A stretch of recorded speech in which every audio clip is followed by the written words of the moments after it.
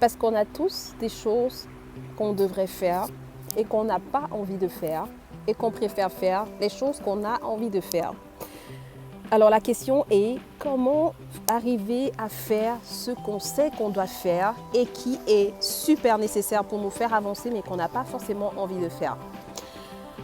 Salut, moi c'est Carole Touquem, accompagnatrice de vie. Je viens aujourd'hui partager avec toi 3 astuces pour arriver à faire ce que tu sais que tu dois faire mais que tu as le moins envie de faire. Ça peut être ça peut être des choses administratives par exemple, ça peut être la paperasse administrative, ça peut être déclarer tes impôts, ça peut être aller faire les courses, ça peut être faire le ménage, ranger sa maison, son bureau pour pouvoir travailler, être plus productif, ça peut être quelque chose qui est utile, que tu dois faire, mais que tu n'as pas envie de faire. Pourtant, tu sais qu'il est important de le faire.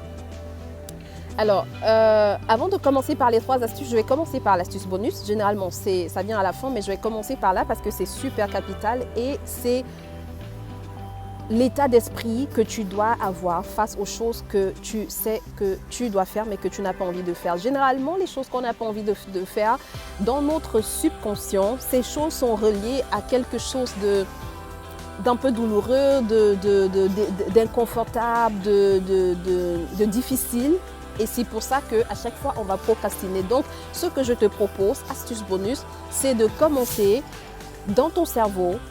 Au lieu de penser à la tâche que tu as envie de faire, je vais prendre l'exemple de la paperasse administrative.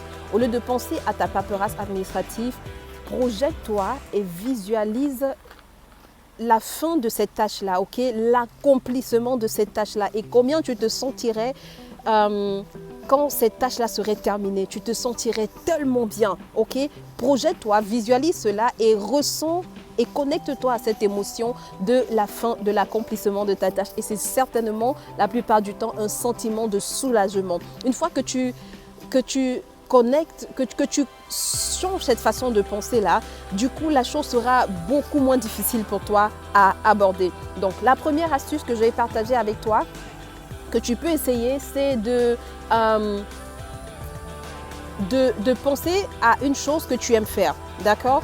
Et à te dire, cette chose que j'ai envie de faire, que j'aime faire et que je peux faire même toute la journée, ben, je ne vais pas la faire tant que ce que j'ai à faire, je ne l'aurai pas fait.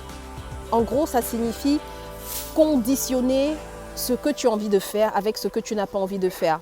D'accord? Mettre d'abord ce que tu n'as pas envie de faire avant ce que tu as envie de faire et te dire, tant que je n'ai pas fait ça, je ne ferai pas ce que j'ai envie de faire. Et en pensant à ce que tu as envie de faire, ben, ça va te pousser à faire ce que tu as le moins envie de faire. La deuxième astuce, c'est changer de cadre. Ok? Ça fait tellement la différence.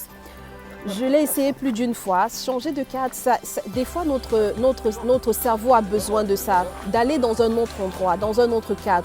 Parfois, tu as besoin d'aller, ça peut être juste aller à la bibliothèque, ça peut être aller dans un café pour prendre un café de 2-3 euros et de travailler là-bas pendant ne serait-ce que 2-3 heures de temps. Le fait que tu sois dans un autre cadre, ça fait beaucoup de bien à ton esprit et tu es mieux disposé en fait à travailler et par conséquent à faire des choses que tu as le moins envie de faire. Ça, je l'ai souvent essayé et ça marche vraiment très très bien. Tu peux l'essayer aussi. La troisième astuce, finalement, c'est les cadeaux. De te faire plaisir. Promets-toi quelque chose en te disant, quand j'aurai effectué ces tâches, ben voici ce que je vais m'offrir à la fin du mois. Voici ce que je vais m'offrir dans 2 semaines. Voici ce que je vais m'offrir à la fin du trimestre. Je vais me faire plaisir. Je vais m'offrir cette montre dont je rêve tant depuis. Je vais m'offrir un resto. Je vais m'offrir des écouteurs. Je vais m'offrir quelque chose que j'aimerais avoir depuis. En fait, je vais me faire plaisir. Promets-toi un cadeau toi-même et pense à cette rémunération. Ok, le cadeau, c'est un mot de rémunération. Pense à cette rémunération et peut-être que ça te motivera à passer à l'action et à faire cette chose que tu sais que tu dois faire. Donc, je reprends l'astuce bonus qui est de switcher, changer ta façon de penser et au lieu de penser à la tâche en question, d'accord, visualise l'accomplissement de la tâche. Donc, projette-toi dans la fin de cette tâche. À la fin de cette tâche, visualise l'accomplissement et ressens l'émotion que cela te procure. Donc, la première astuce, c'était de conditionner la tâche que tu n'as pas envie de faire avec la tâche que tu as envie de faire et que tu aimes faire, les choses que tu aimes faire avec ce que tu as le moins envie de faire et de te dire tant que je n'ai pas fait ça, je ne vais pas faire ce que j'ai envie de faire.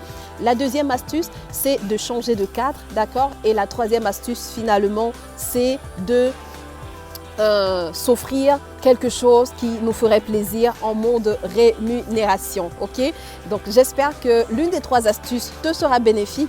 Essaye tout simplement et tu verras ce qui marche pour toi. Des fois tu peux alterner, essaye tout simplement. Chacun est différent, mais j'espère que l'une de ces astuces te sera bénéfique. Si tu essayes, dis-moi ce que tu en penses et ce qui marche le mieux pour toi, ou bien dis-moi ce que tu penses de ces trois astuces. Mieux encore, tu peux aussi partager avec nous dans les commentaires comment toi tu fais pour gérer les choses que tu sais que tu dois faire. On a tous ces choses, ces tâches-là dans nos vies, on en a tous. Des choses que tu sais que tu dois faire mais que tu as le moins envie de faire. Comment est-ce que toi tu t'y prends? N'hésite pas de partager avec nous ton secret ou à me dire ce que tu préfères de ces trois astuces ou de l'astuce bonus. Je te dis à très bientôt pour une prochaine vidéo. C'était Carole Touquem, accompagnatrice de vie. Prends soin de toi. Ciao, ciao.